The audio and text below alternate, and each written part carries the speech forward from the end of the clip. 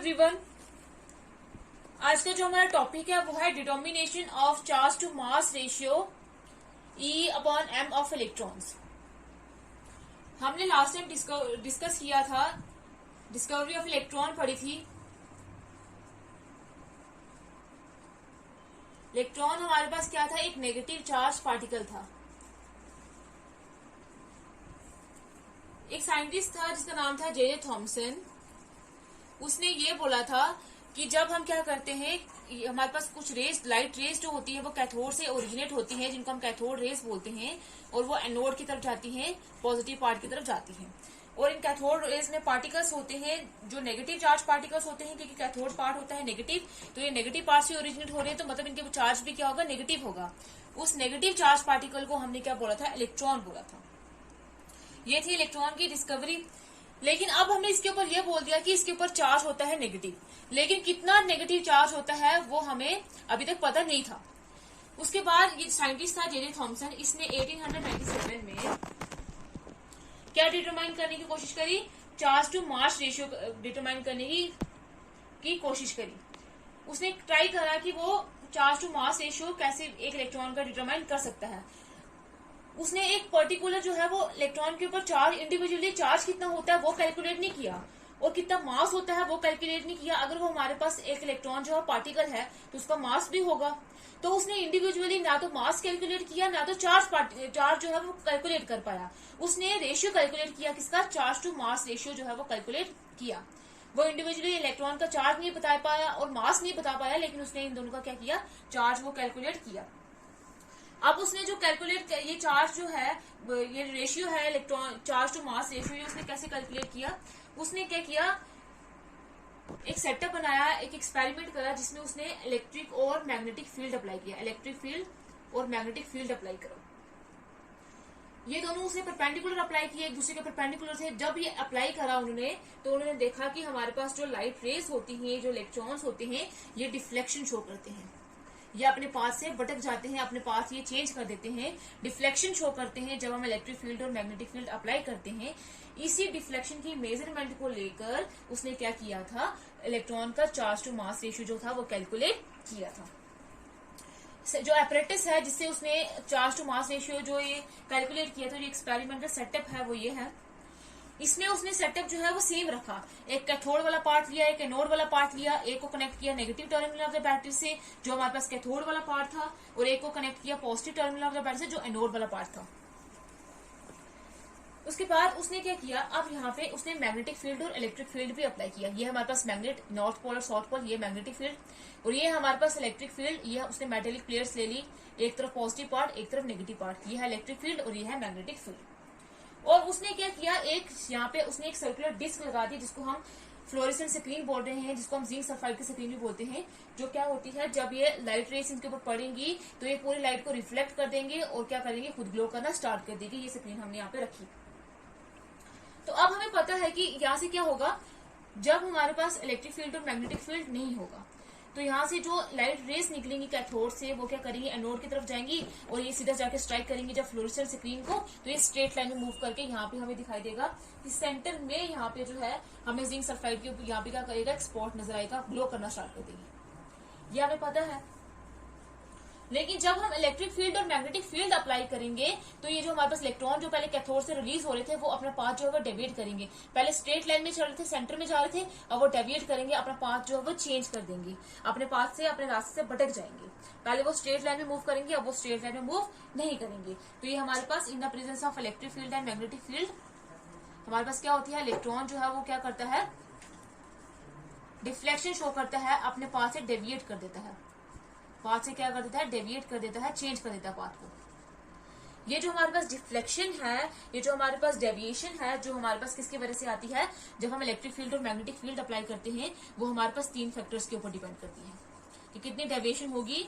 वो हमारे पास 3 फैक्टर्स के ऊपर डिपेंड करती है। फर्स्ट जो फैक्टर है वो हमारे पास है magnitude of negative charge on the particles. Magnitude of negative charge on the particles, पहला फैक्टर ये है। कितना एक्सटेंट मैग्नीट्यूड होता है किसी भी चीज का, एक्सटेंट कि कितनी हद तक वो इसके अंदर वो चीज प्रेजेंट है। जितना ज्यादा हमारे पास नेगेटिव चार्ज होगा पार्टिकल के अंदर, उतना ही ज्यादा उसकी क्या होगी, डिफ्लेक्शन होगी। तो मतलब जो हमारे पास डेविएशन है, ये डिफ्लेक्शन है, वो डायरेक्टली प्रोपोर्शनल है किसके, magnitude of negative charge on particles. जितना ज्यादा हमारे पास मैग्नीट्यूड होगा नेगेटिव चार्ज का, उतनी ज्यादा क्या होगी, डिफ्लेक्शन होगी। ये फर्स्ट फैक्टर था। सेकंड है हमारे पास मास ऑफ द पार्टिकल।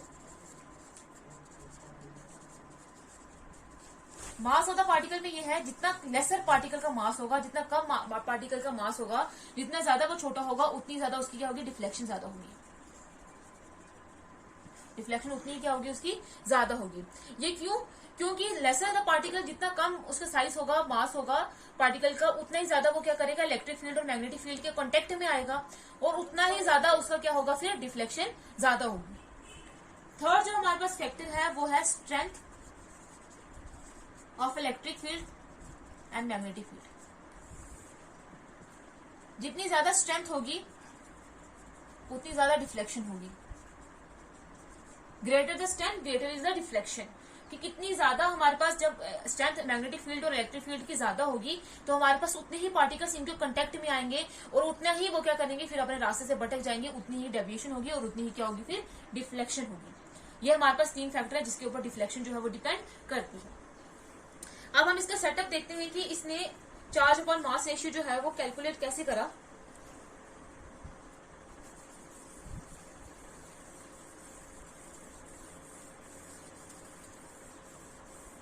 तो उसने यहाँ पे कैथोड और यहाँ पे एनोड ले लिया, जिसको उसने बैटरी से कनेक्ट कर दिया, हाई वोल्टेज से कनेक्ट कर दिया, वोल्टेज हमारे पास हाई होगी। ये हमारे पास मैग्नेटिक फील्ड, ये हो गया मैग्नेटिक फील्ड, और ये हो गया इलेक्ट्रिक फील्ड, और ये हो गया मैग्नेटिक फील्ड, जो एक दूसरे के क्या है, परपेंडिकुलर है। ये हमारे पास फ्लोरोसेंट स्क्रीन।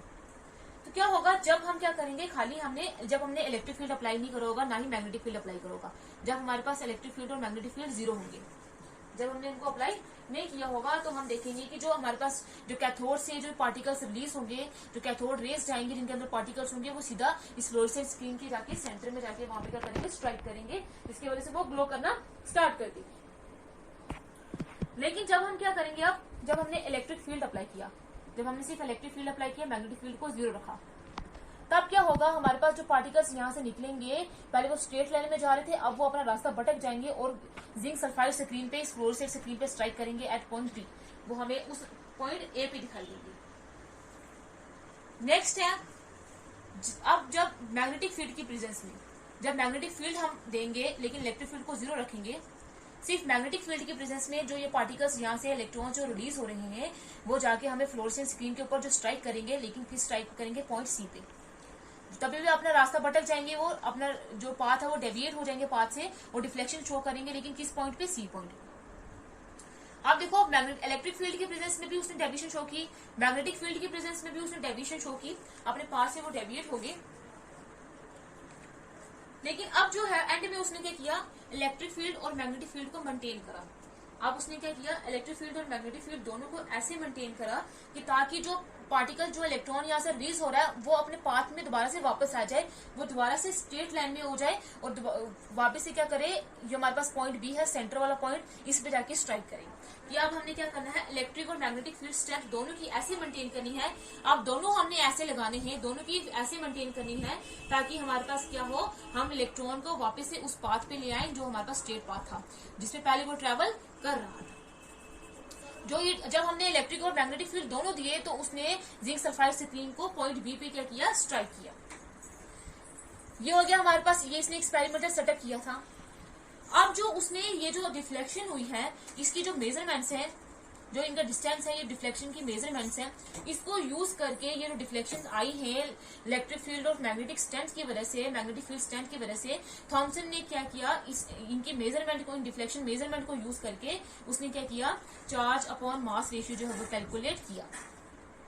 उसने इन मेजरमेंट्स को लेकर क्या कैलकुलेट किया, चार्ज अपॉन मास रेशियो जो है कैलकुलेट किया, और चार्ज अपॉन मास रेशियो जो उसने कैलकुलेट किया, वो उसने क्या वैल्यू निकाली, ई अपॉन एम की वैल्यू क्या निकाली, 1.75820 इंटू 10⁻11 कूलम kg इनवर्स। ये उसने इसकी वैल्यू निकाली। क्या, चार्ज अपॉन मास रेशियो क्या निकाला उसने, 1.75882 0 इंटू 10⁻11। ये कूलम जो है, चार्ज के जो हमारे पास यूनिट होते हैं वो कूलम होते हैं, अपॉन में है तो मास के यूनिट हमने यहाँ पे केजी लिए हैं, तो ये आ जाएगा केजी इनवर्स। इनवर्स में इसलिए क्योंकि डिनोमिनेटर में जब ये न्यूमिनेटर में जाएगा तो इसकी जो पावर है वो क्या हो जाएगी, इनवर्स में हो जाएगी। तो ये उसने कैलकुलेट किया एक इलेक्ट्रॉन के लिए, जो इलेक्ट्रॉन और मास जो रेशियो होता है वो उसने कैलकुलेट कर दिया, charge upon mass ratio calculate कर दिया। यहाँ पे जो हमारे पास क्या है, ई क्या है, चार्ज है इलेक्ट्रॉन का, एम क्या है, मास है, और सी जो कूलम जो है वो यूनिट है चार्ज के, और केजी जो है वो मास के क्या है, यूनिट है। तो इस तरीके से उसने कैलकुलेट किया। अब उसने इलेक्ट्रॉन का सिर्फ चार्ज नहीं बताया, ना ही इलेक्ट्रॉन का सिर्फ मास बताया है। हमें अभी इलेक्ट्रॉन का चार्ज नहीं पता, इलेक्ट्रॉन का मास नहीं पता, लेकिन उसने चार्ज अपॉन मास रेशियो वो कैलकुलेट करने में वो सक्सेसफुल हुआ। उसने इंडिविजुअली इलेक्ट्रॉन का चार्ज वो बताने में या मास बताने में वो सक्सेसफुल नहीं हुआ। उसने हमें रेशियो बताया कि एक इलेक्ट्रॉन का जो चार्ज अपॉन मास रेशियो होता है वो हमारे पास किसके बराबर होता है, 1.75882 इंटू 10⁻11 कूलम केजी इनवर्स।